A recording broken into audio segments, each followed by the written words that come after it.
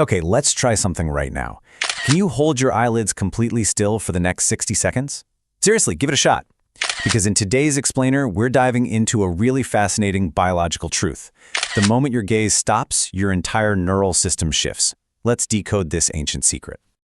Now you might be wondering, why is a blink such a big deal? Well, the truth is, your modern digital distractions, they aren't just personal choices. They're actually carefully designed algorithms, constantly injecting dopamine into your system, intentionally fragmenting your mind.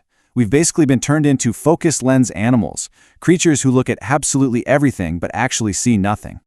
The fall in our attention span isn't just some interesting data point for marketers to study. It's a silent epidemic. When your focus breaks, the very foundation of your willpower shakes. And when you lack grip on your own willpower, you just become an easily manipulated consumer rather than an empowered creator. Section 1. Tratak, a surgical strike.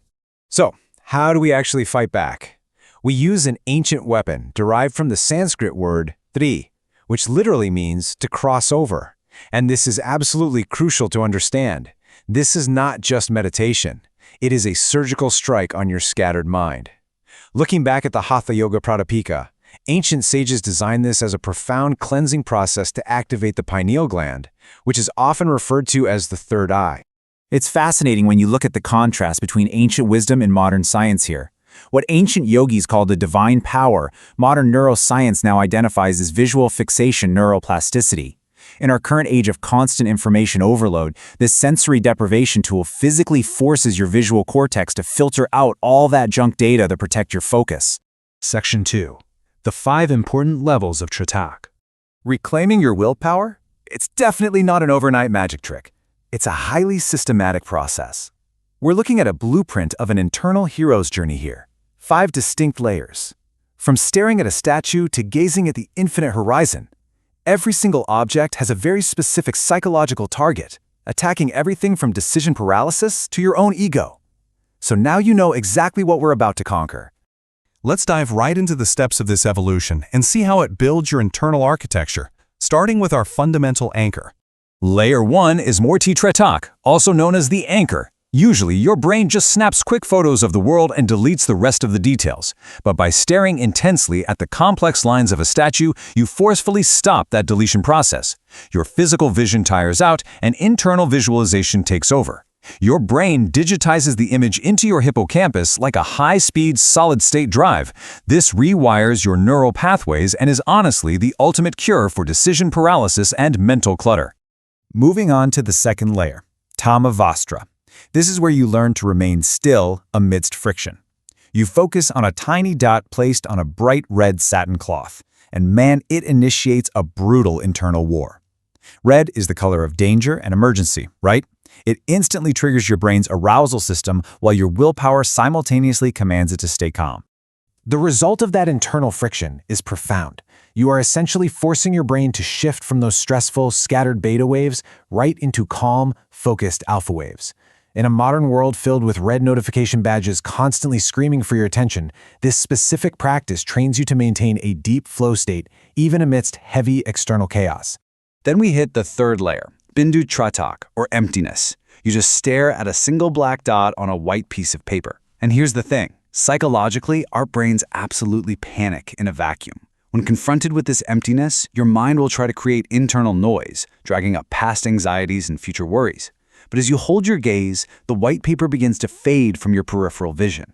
This hands the command directly over to your prefrontal cortex, acting as a total system reset to finally conquer overthinking. Next up is the fourth layer, Pratibim, the mirror paradox. This involves staring at your own reflection in a dark room.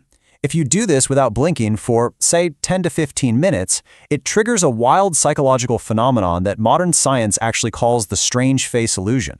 In that intense stillness, something incredible happens. Your facial recognition neurons literally turn off. That dark, unfamiliar face staring back at you, it shatters your ego. Confronting this strange version of yourself is the foundational step for eliminating social anxiety entirely, building unshakable confidence, and developing a really undeniable vocal authority. Finally, we reach Drishya Tratak, which is all about spatial recalibration. Think about modern life. We are trapped in these screen-filled visual tunnels, phones, laptops, tiny cubicles. It completely spikes our cortisol and stress levels. But by focusing your gaze on a distant object, like the infinite horizon, you activate your parasympathetic nervous system. Staring into infinity reprograms your brain to dissolve stress and massively expand your willpower from a micro to a macro level. Section 3. Become the architect of willpower. So, what happens when we bring all 5 of these layers together? Well, scientifically speaking, willpower is really just a subset of attention control theory. Humanity is basically divided into 2 camps, slaves of impulse and architects of desire. Mastering Tratak firmly places you in the category of those who command their own desires rather than being blindly commanded by them. It really is the ultimate biological override. When you deliberately hold your eyelids completely still, you're sending a direct physical message straight to your amygdala, the fear and excitement center of the brain. That message is simple. I am in control. This overrides your biological fear, completely transforms your physical presence in any room, and gives your voice a heavy, undeniable authority that just commands attention. Which brings us to a pretty stark binary choice to leave you with as we wrap up this explainer. You have 2 paths right now. Will you just treat this as information and go right back to the passive slavery of the infinite scroll? Or will you actively choose, today, to make a single point the center of your world and command absolute internal authority? Remember, the world always makes way for the person whose gaze never wavers. So what will you focus on next?